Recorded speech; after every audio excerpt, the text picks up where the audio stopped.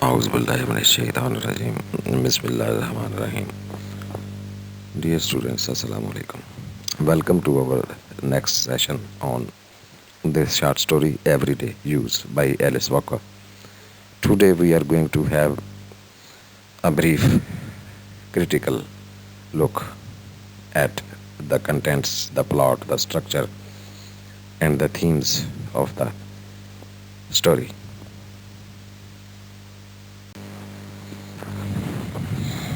Introduction to the story. Everyday Use is set in the late 1960s or early 70s, a very tumultuous time when many African Americans were struggling to redefine and seize control of their social, cultural, and political identity in American society. A clash between the whites and the blacks has always been there in the American society, you know very well. And these African peoples were brought to America in shape of slaves. And ever since their arrival in this very continent has been there has been a ongoing struggle and conflict. Wars have been fought, freedom movements have been going on. Martin Luther King, especially in these years of struggle for rights, equal rights with the white race, has been the main component who was later on assassinated. A great orator, you know, Martin Luther King. He was a priest as well. There was also a greater attempt to recognize the contributions that African Americans had already made in America's long history. At the time, both scholars and lay people became interested in unearthing and re examining the African American past, especially their history, their traditions, and the main thing was to give them the equal rights, the freedom they deserved as human beings.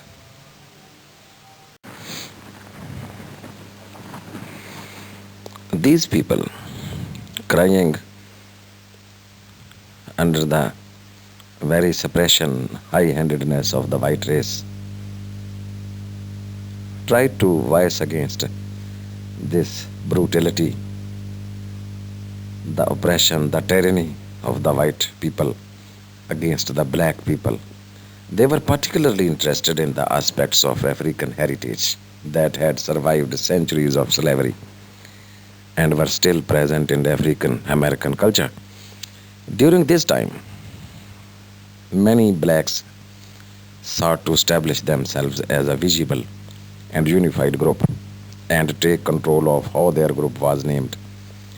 Black, that was later on called as Afro American, replaced the term Negro, which took on offensive associations. Many black Americans, uninspired by a bleak history of slavery in North America, looked to their African roots in an effort to reconnect with their past and to their traditions, culture, civilization. In this scenario, the time period in which everyday use takes place has been set by the author was also an era when groups of all ideologies, some peaceful, some militant, emerged and merged together. The Black Panthers and Black Muslims were groups created to resist what they saw as a white dominated high handedness.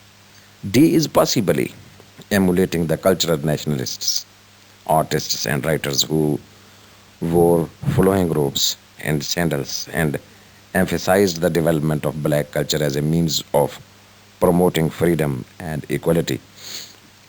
The tradition taking on as a symbol of freedom, equal rights, equality, a voice of the community indeed, black community, that is. Therefore, we may say that Walker may have created Hakim a Barber's character with this view, younger, more militant generation in mind. When Mama describes the Muslims who live down the road, who lead a labor intensive life, Hakim dismisses their hard lifestyle. He is unwilling to commit to the hard work of the cause and faith, and he claims to embrace. Ultimately, Walker's story is a critique of individuals who misapplied or misunderstood some of the ideals that black consciousness groups promoted during that period of history. Hence, a colorful language, specialized diction, and Mama's unique phrases and observations gave this short story everyday use a sense of realism indeed, giving voice to a member of a group that had typically been silenced by high handedness of a special community. Walker gives Mama the power to narrate and control and use language to convey her story and thoughts and inner workings of her mind and soul in her own way. Walker has Mama use the specialized language of butter churning and cheese making. Dee wants to take her mother's dasher and the churn top, which adds realism to the story. These objects evoke the self supporting life of a rural farm family and endless cycles of labor its members have to face. The story focuses on the disappointment Mama feels in both her daughters and the tension that arises when Dee forces her to make a difficult choice about who gets the credits. But the tragedy is undercut by Mama's lively cadences and distinctive narrative style. Mama makes the language her own. For example, she refers to her husband carving benches when the family couldn't afford afford to buy chairs, and she describes the milk in the churn as crabber sold milk. Walker uses humor as a way of lightening the story's grim observations, such as in the subtle comedy provoked by Mama's reaction to Dee's and Hakim's difficult to pronounce names, especially a funny situation. Mama eventually gives up on Hakim Barber's name and secretly addresses him as what she thinks he sounds like, a barber. That is why she uses Hakim Barber.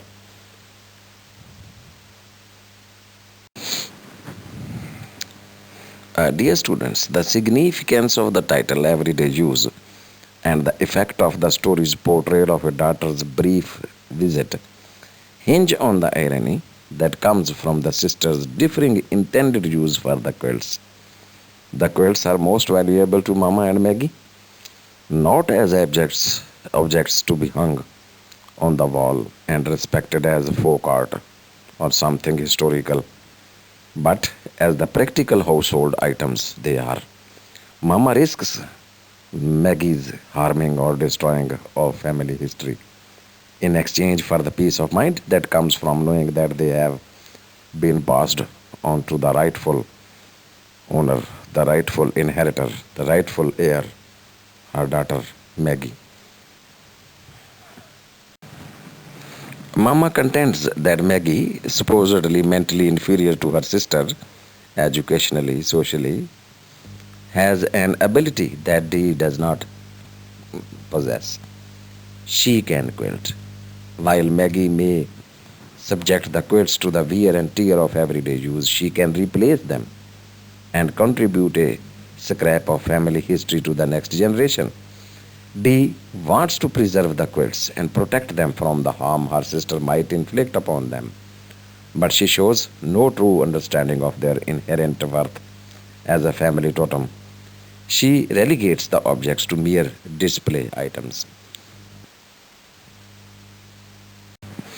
Although claiming that the preservation of the quilts is of paramount concern, Dee has no real understanding of or respect for her mother's ancestors, viewing them much as she views her mother, a country clod she is glad to have left behind, while Dee claims to have reverence for the past.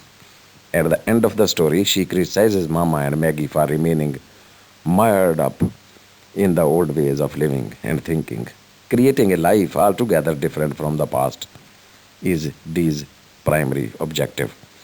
She is running away from the past as well as trying to stick to it.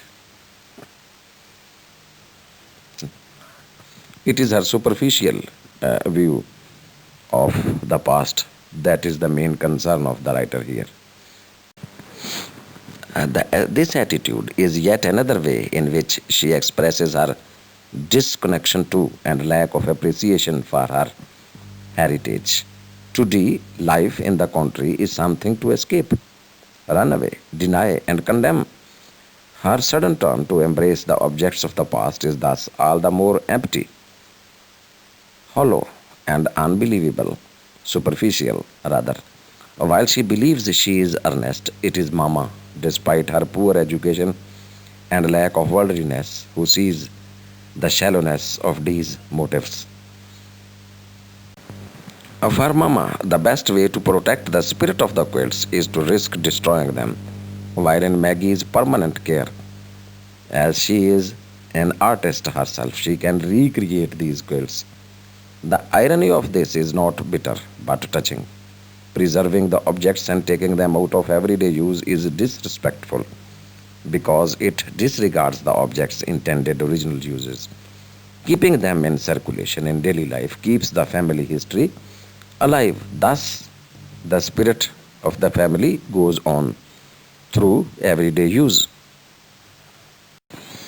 Angered by what she views as a history of oppression in her family, Dee has constructed a new heritage for herself and rejected her real heritage. She fails to see the family legacy of her given name and takes on a new name, Bengero, which she believes more accurately represents her African heritage. However, the new name, like the African clothes and jewelry she wears to make a statement, is all meaningless and superficial, only an appearance, having got no depth in it, no spirit, real spirit, living spirit of the past indeed.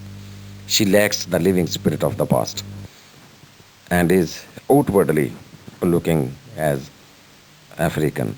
She has little true understanding of Africa. So, what she considers her true heritage is actually empty, false, and all moonshine, deceptive. Furthermore, Dee views her real heritage as dead, something of the past, remote past, rather than as a living organism, ongoing creation. She desires the carved dasher and family quilts, but she sees them as artifacts of a lost time, a time immemorial, suitable for display only, but not for actual practical use. She has set herself outside her own history, rejecting her real heritage in favor of a constructed one, imagined one. Dear students, concluding our today's discussion, we may say that Mama and Dee have very different ideas about what heritage is. And for Mama, the family objects are infused with the presence of the people who made and used them. The family heirlooms are the true tokens of Dee's identity and origins. But Dee knows little about the past. She misstates the essential facts about how the quilts were made and what fabrics were used to make them, even though she pretends to be deeply connected to this folk tradition of making quilts. Her desire to hang the quilts in a museum like exhibit suggests that she feels reverence for them, but that to her they are essentially foreign, impersonal objects. Mama understands that Maggie, not Dee, should have the quilts because Maggie will respect them by using them in the way they were intended to be used, as a living force running through the family. When Dee contends at the end of the story that Mama and Maggie do not understand their heritage, Walker intends the remark to be ironic. Clearly, it is Dee herself who does not understand her heritage. Thank you very much, dear students, for participating in this brief session of our critical look at the structure and plot of the story. Till next session, it is Allah Hafiz and goodbye from my side. Thank you very much again.